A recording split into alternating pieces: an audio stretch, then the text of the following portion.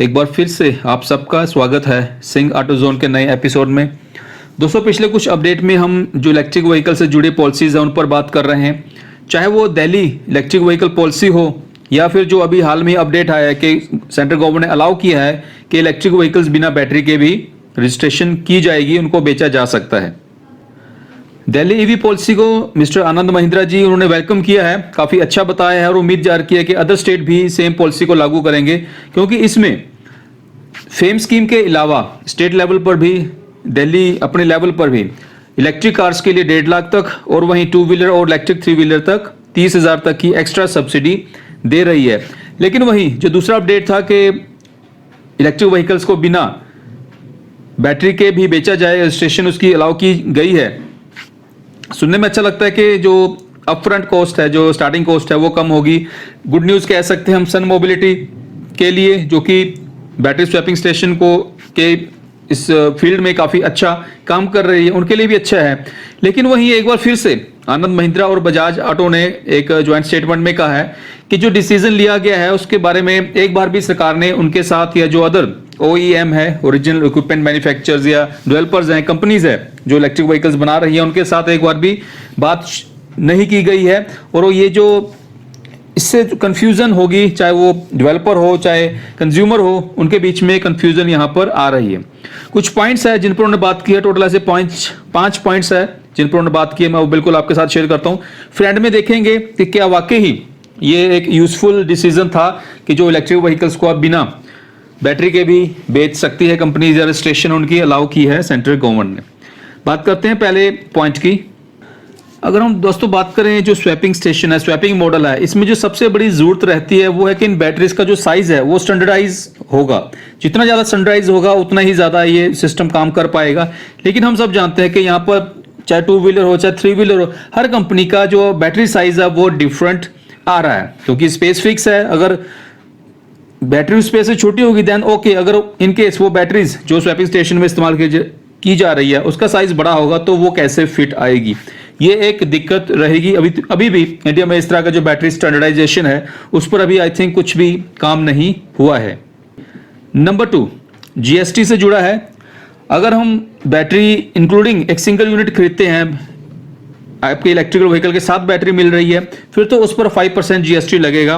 लेकिन अगर आप उसको अलग से खरीदते हो मार्केट से, जो अभी करंट सिनेरियो है, आपको 18% GST देना पड़ेगा। तो इस हिसाब से मुझे नहीं लगता कि प्राइस कहीं कम हुआ है। अगर बैटरी आपको बाहर से आप लगवाना की सोच रहे हो तो ओवरऑल यहाँ पर प्राइस आपके इलेक्ट्रिक व्हीकल का बढ़ने वाला है।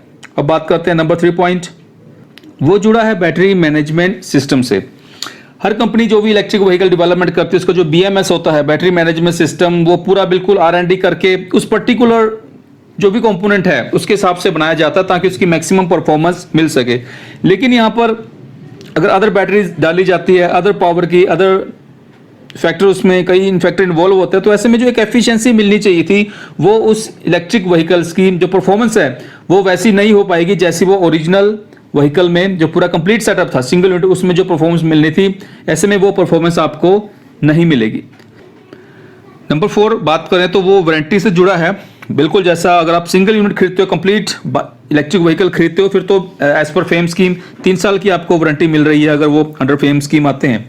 बट अगर आप इसको अलग अलग लोगे तो ओवरऑल बॉडी पर तो आपको 2 साल की वारंटी मिल जाएगी, लेकिन अब बैटरी जो अलग से डलवा रहे हो उस पर जो 3 साल वारंटी वाला सिस्टम है वो आपको नहीं मिल पाएगा। सिंपल बॉडी पे 2 साल की वारंटी मिल जाएगी जो कि हर कंपनी दे रही है, तो ये भी एक इशू रहेगा। अब बात करते हैं नंबर 5 पॉइंट।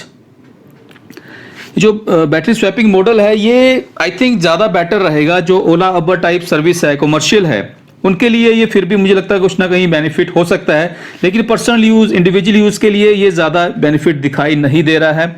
तो सीधी सी बात है, यहाँ पर हम पहले भी बात करते हैं कि गवर्नमेंट ऑफ इंडिया या जो भी कंसर्न डिपार्टमेंट है वो एटलीस्ट कोई भी पॉलिसी जारी करता है, एक बार जो उस फील्ड में बैठे हैं ऑलरेडी, जो कई सालों से उसमें काम कर रहे हैं, चाहे वो टाटा महिंद्रा इलेक्ट्रिक हो, टाटा मोटर्स हो, बजाज ऑटो हो या कोई और कई स्टार्टअप्स हैं, उनसे एक बार जरूर बात करनी चाहिए, उनको भी कॉन्फिडेंस में लेना चाहिए ताकि एक बेस्ट सोल्यूशन, बेस्ट पॉलिसी निकल कर आए। ऐसा नहीं है कि आपने लॉन्च किए 2 दिन बाद कुछ क्रिटिसाइज, जैसा कि यहाँ पर बिल्कुल बजाज ऑटो और आनंद महिंद्रा जी क्रिटिसाइज कर रहे हैं। आपके पॉइंट आपके साथ शेयर किए मैंने, जो कि बिल्कुल मुझे लगते हैं कि ये पॉइंट ठीक भी हैं, वो जो कह रहे हैं सही कह रहे हैं। तो यहाँ सीधा हम देख रहे हैं कि एक शॉर्टकमिंग दिखाई रही है पॉलिसी में। ऊपर से पहले भी कई अपडेट में हम बात कर चुके हैं कि गवर्नमेंट ऑफ इंडिया की जो फेम स्कीम है ये एक शॉर्ट टर्म प्लान है, जबकि कंपनीज जिन्होंने हजारों करोड़ इन्वेस्ट करने हैं वो चाहती हैं कि वो लॉन्ग टर्म पॉलिसी की डिमांड करते हैं, कम से कम 10 साल की, ताकि जो इन्वेस्ट करें तो उनके मन में ये ना रहे कि भाई 3 साल बाद या 4 साल बाद पॉलिसी बदल जाएगी, फिर उसमें इंसेंटिव सब्सिडी मिलेगी या नहीं मिलेगी। तो ये जो दिक्कत है, जब तक इस तरह की जो मेन स्कीम है सेंटर की फेम स्कीम, इसको लॉन्ग टर्म करना पड़ेगा, अदरवाइज जैसा चल रहा है वैसा ही चलता रहेगा। ओवरऑल जो पॉइंट मैं आपके पास शेयर किए हैं, आपका उस बारे में क्या विचार है, बिल्कुल मैं आपके विचार जानना चाहूँगा।